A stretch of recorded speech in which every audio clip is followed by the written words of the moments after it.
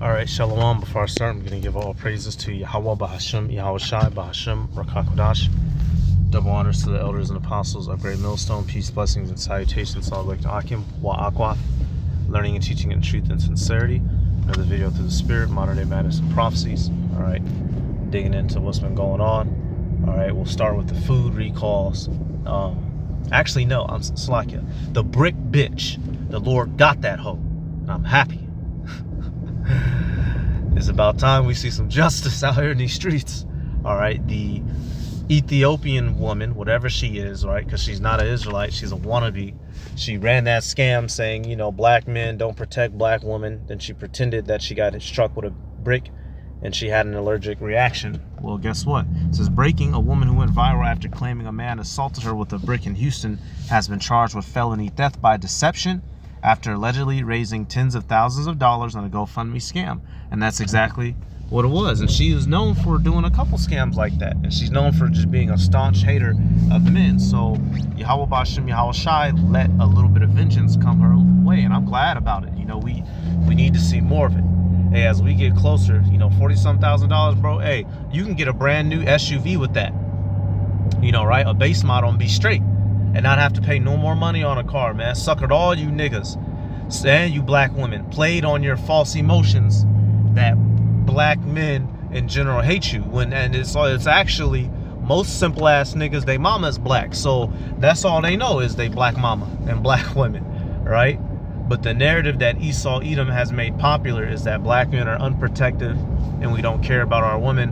And that's not the case. And so she ran with that lie to build her money up. And when you look in the law and the scriptures, when a person lies and is about to get somebody in trouble, well, the same thing that person was accusing another person of and the penalty they was trying to make them suffer, they have to suffer that penalty. So she came out here and embezzled all that money from people. Well, now it's time for her to come up out that money. All right, just another article of this goofy looking nasty ratchet demon. All right, and dudes was getting beguiled by her because she had a big funky stinky filthy backside, right? Which, you know, niggas is simple for a big butt, and she didn't do no good with it. All right, which is why you have plenty of scriptures that tell you not to let a woman's beauty deceive you, because they will do just that. So she used the fact that she had a behind and that she was a dark-skinned woman to deceive many. Just hit me in my face with a brick, and all these black men just run and they don't give a yeah. That's what they're sitting there saying. They're sitting there saying, what are you talking about?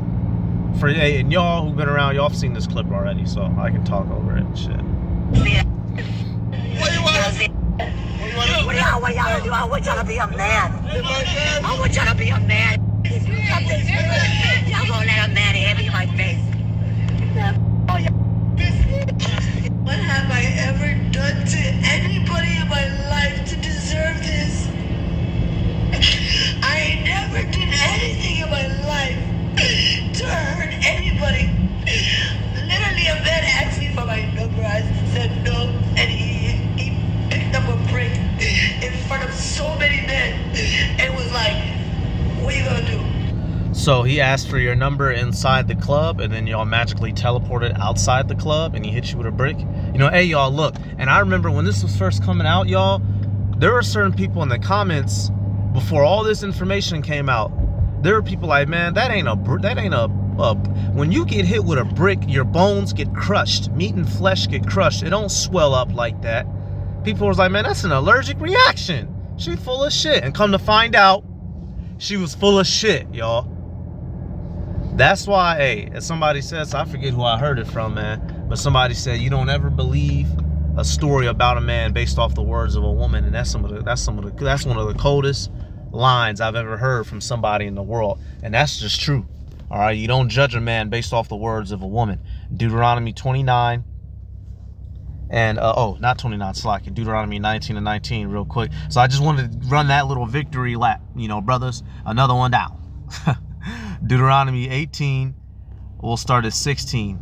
It says, if a false witness rise up against any man to testify against him that which is wrong, then both the men between whom the controversy is shall stand before Yahweh Bashem Yahweh Shai, before the priest and the judges, which shall be in those days. So when somebody's bringing an accusation, oh, you did this to me, you did that to me. Well, we're supposed to go to the judges, not get on the internet and whine and crying. Verse 18, and the judges shall make diligent inquisition, search it out. And behold, if the witness be a false witness, and hath testified falsely against his brother, then shall ye do unto them as he had thought to have done unto his brother. So shalt thou put the evil away from among you. So right there, okay. And when you read in the scriptures, what's a famous example? The book of Susanna. Those two false elders who was about to have her put to death, lying, saying that she committed adultery, and who stood up through the spirit? Daniel. And so what? They had to get put to death. Y'all. So that's why, hey, you're supposed to see here in America, you've been taught to your emotions take over when a woman gets to talking. Oh, baby. That type of spirit, right? Baby.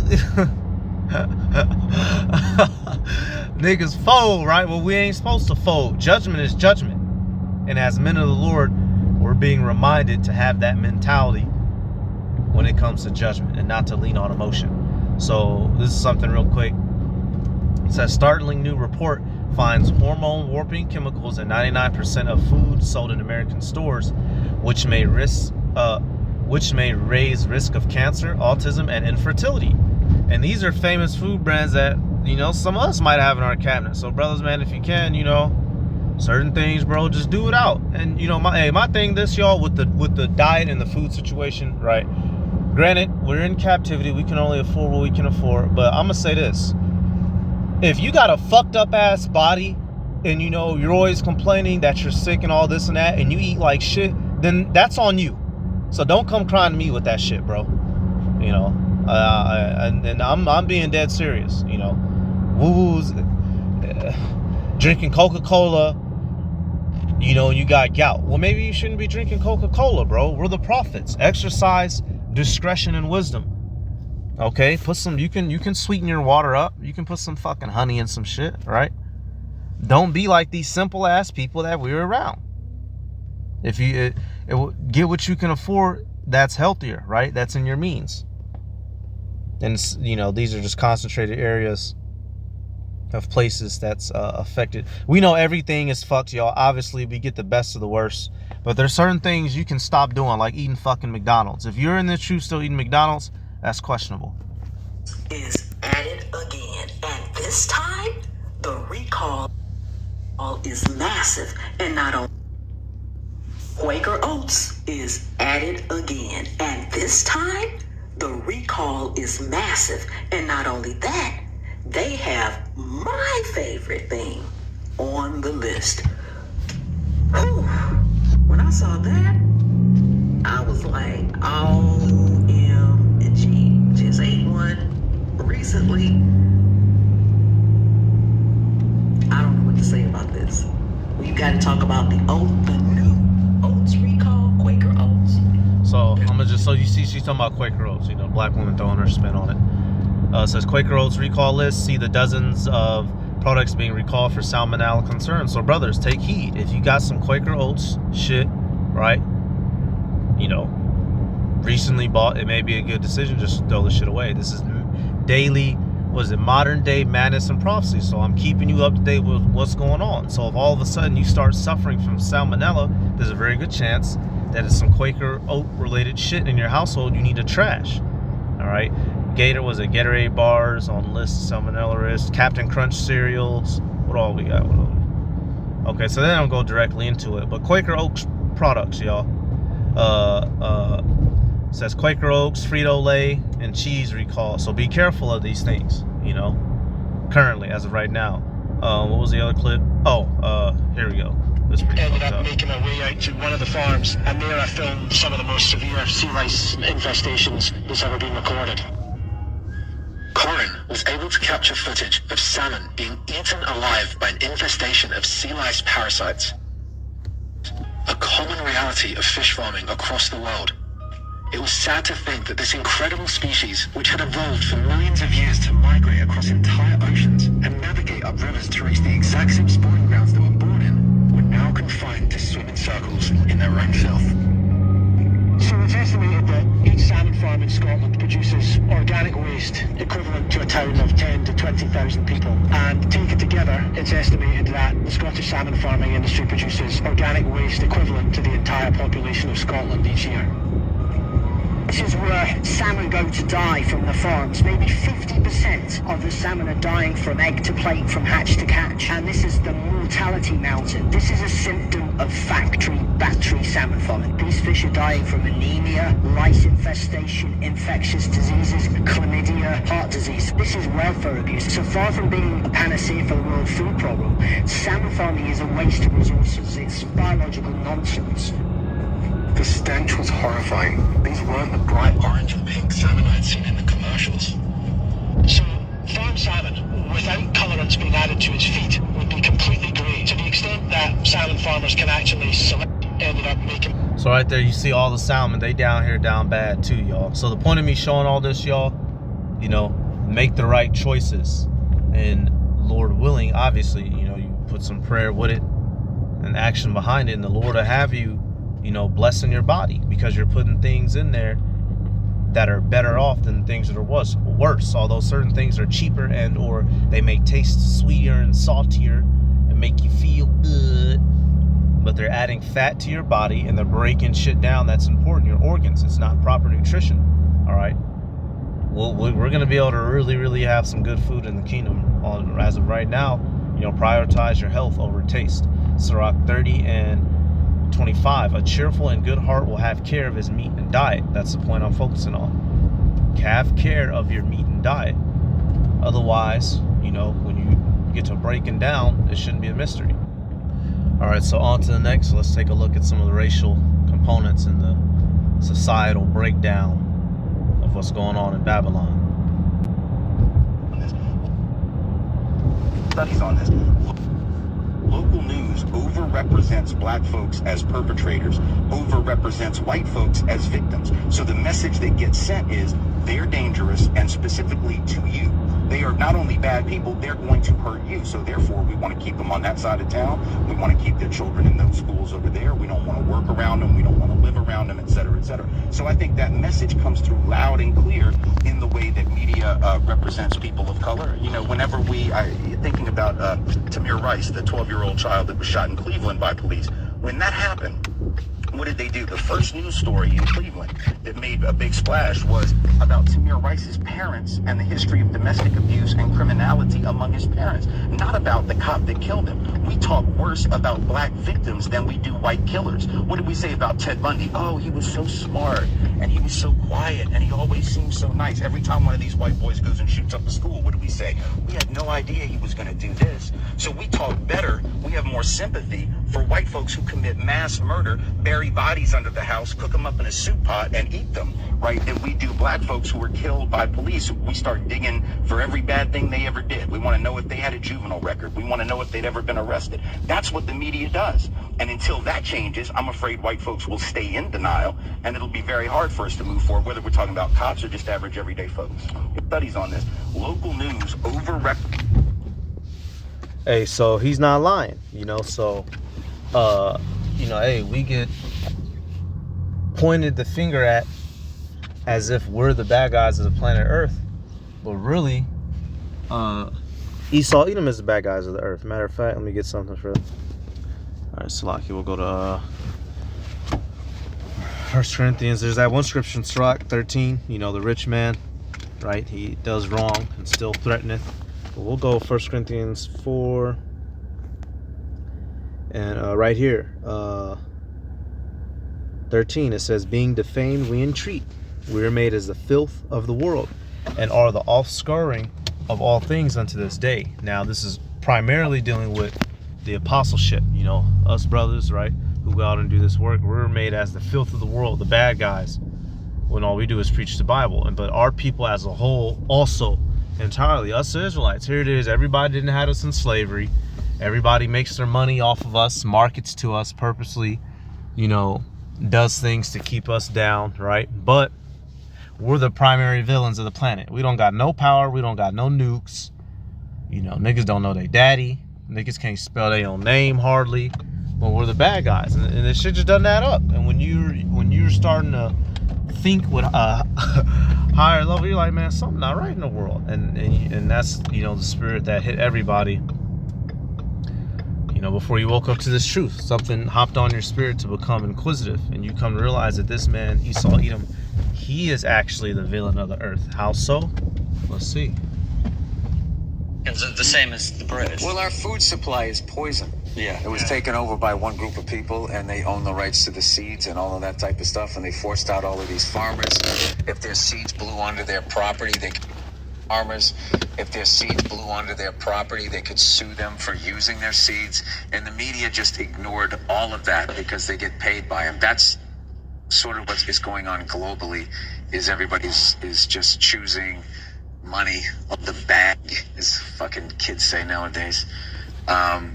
That's what the problem is. Nobody is, you know, everybody's screaming and yelling about shit that doesn't matter.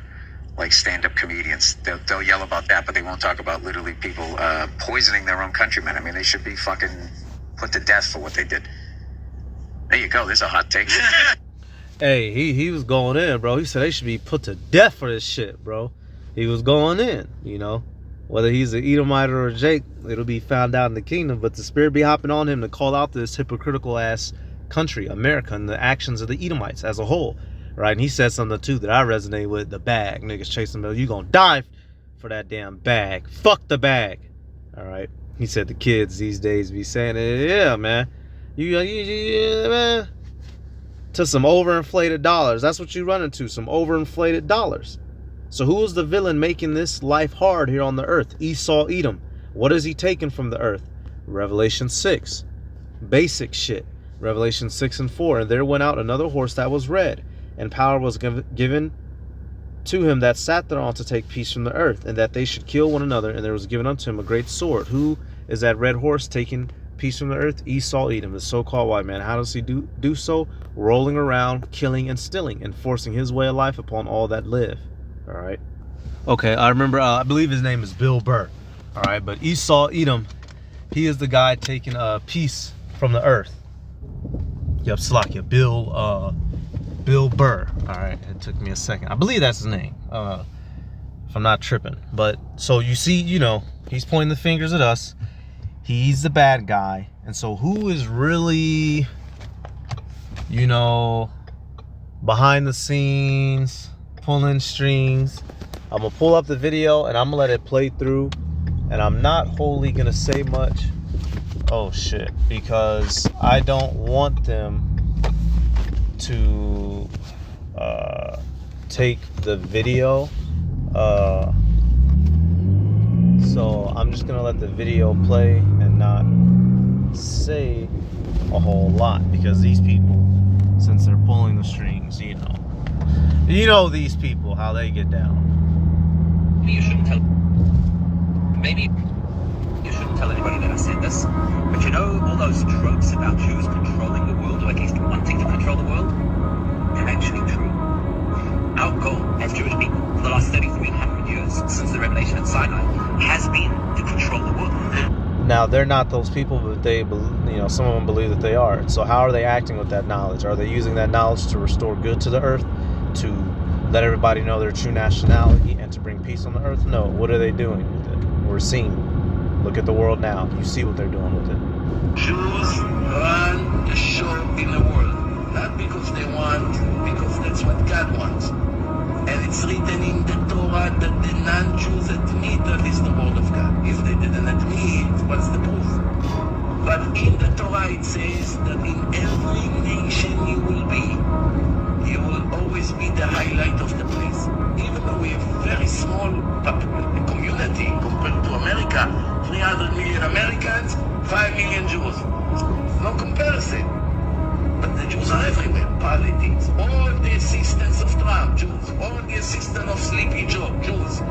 Obama, Jews. Everyone around there, Reform Jews, Conservative Jews, Chabadnik, this, convent. It's all somehow. Same thing was in Spain. Same thing was in many different countries. Instead of hating the Jewish people, you should love us. You should kiss our feet, you fool. We're the chosen people, not you. You should actually look at the truth and understand that the Jewish people are the greatest gift to mankind. Maybe you shouldn't tell anybody that. Hey, you shouldn't tell anybody that. that's nasty. nasty work, bro, to say that them people the greatest gift to mankind. Y'all boys in the basement with it. The basement boys. Cave gate, you know, right? So you see that this is the mindset that they're rolling around in. So then it becomes easy to see why things are out of order. Villainy. Let me see, where's that at? Villainy. They're villains. Damn it. In every sense of the word, they're villains. God damn it. Hold up. Here we go. Perfect, bro. Slacky. Isaiah 32 and verse 6. It says, "For the vile person will speak villainy, and his heart will work iniquity, to practice hypocrisy, and to utter error against Yahweh Bashem Yahweh Shai." How does he work error against the Lord? By fucking over the true chosen people, the true Israelites. What the hell is going on? Slacky, y'all. The Negroes, Latinos, and Native Americans. He's screwing us over. That's how he's getting at the Lord. It says, to make empty the soul of the hungry, and he will cause the drink of the thirsty to fail. So literally, y'all, who's rolling around the earth doing that, man? Just think. And that's something that, you know, you get to argue with one of these Christians, right, or any of these people who don't believe what we know to be true. If these people are the people, what are they doing with it? If the so-called white man in general, if we got everything misunderstood, y'all, we're just mad because we're ugly and black, and we're cursed by Satan, and you know, right? Y'all have been given the world, the so-called white man, and what have y'all been doing with it? Have y'all been curing cancer? Huh? Have y'all been restoring legs to niggas? Huh? Have you been helping niggas find their daddies? No. What have you been doing with it? Dropping bombs, smoking niggas out, dropping chemical bombs, dropping napalm, right? Space junk, trash islands floating in the ocean. They're demons, y'all. They're demons with a heartbeat. And so soon they're going to be dethroned. They're the actual villains of the earth. Don't let them fucking confuse you. And I'm going to get one more to finish it. The icing on the top, America's destiny. What would happen if an ICBM is being launched toward the United States? Well, the chances of intercepting this type of missile are very low, if not impossible. Let me explain. A typical intercontinental ballistic missile burns for about 250 seconds. It can take up to 30 seconds just to detect an ICBM by satellites, and it can then take up to 60 to 70 seconds to launch an interceptor missile. And that's without taking into account a decision time. Ballistic missile travels at a speed of about 50,000 miles per hour. That's 9 times faster than the speed of an average bullet. In this scenario, there are 2 ways Americans can intercept a nuclear warhead: using a ground-based interceptor or using a missile that can be launched from Aegis cruisers and destroyers. But here is the big problem. During its mid-course phase, a typical Russian ICBM, like the R-36 Satan, can release what seems to be 50 nuclear warheads. But in reality, only 10 of those are actual warheads, as the other 40 are decoys. All of a sudden, one ICBM has turned into 50 different moving targets, 10 of which need to be intercepted. Here's the catch. Each ground-based interceptor only has a 56% probability of actually intercepting a single target. That means it would take up to 4 interceptors to increase the probability of intercepting a single target to 97%, which means a single ICBM with 10 deployed warheads can easily overwhelm the United States' entire ground-based interceptors and possibly detonate on American soil. Hey, so it's not looking good for America. It don't look like he's gonna be able to stop these boys, and it's not the fact that it don't look like it based off the technology. We know what the prophecies say. That's why he's not gonna be able to stop it. That's why he's gonna catch this fucking fade. We're gonna go to Joel. What is that? The 2nd chapter, right? This man gonna get faded. He's gonna get fucking faded, and that's what the prophecy dictates. Let me get the verse, Salakia. And I'll be ending it on this. So just, you know, the happenings of the world. There we go. Joel 2. Let's start. Okay, perfect. Okay. We're going to start at 3. Let's describing the missiles and what they do. Joel 2 and 3. A fire devoureth before them, and behind them behind them a flame burneth. The land is as the Garden of Eden before them, and behind them a desolate wilderness. Yeah, and nothing shall escape them. Showing how before the missiles hit, things is fine and dandy. After they hit, things is dust and desert. Verse 4. The appearance of them is as the appearance of horses, and as horsemen so shall they run, describing their strength and power. Horses is an ancient metaphor, for strength, power, right? Loud, boisterous, making the earth shake as they come in, striking fear into the enemy. Verse 5. Like the noise of chariots on the tops of mountains shall they leap, like the noise of the flame that devoureth the stubble, as a strong people set in battle array. Before their face the people shall be much pained, and all faces shall gather blackness. So when it is known that these missiles are coming, everyone is going to be scared here. When the nations send their missiles to blow up America, the people will be in fear. All right, and you will see the missiles flying through the air and making their way here, the same way that you would see, a man in a chariot, horse-drawn buggy, all right, ripping and running. Okay, this isn't. We're not actually waiting to see some men come running out of the air in horse and buggy and then slap into the ground and then fire as the result. No, this is describing the missiles, whether you like it or not, or believe it or not. Verse 7. They shall run like mighty men, they shall climb the wall like men of war, and they shall march everyone on his ways, and they shall not break their ranks, neither shall one thrust another. They shall walk everyone in his path, and when they fall upon the sword, they shall not be wounded. So that right there, the fact that these missiles are going to take off and they're going to hit their targets, they shall not be wounded, meaning what? They're not going to be stopped. It is biblical prophecy that they have to land and hit here. Okay? Therefore, they must, and they will. So even if Esau had the most advanced missile defense systems, it is prophesied that they're going to fail. All right? And the sooner that happens, An ICBM is being... So, okay, obviously, the sooner we get out of here. So this is what we're hoping on and banking on. So you shouldn't be afraid of these missiles.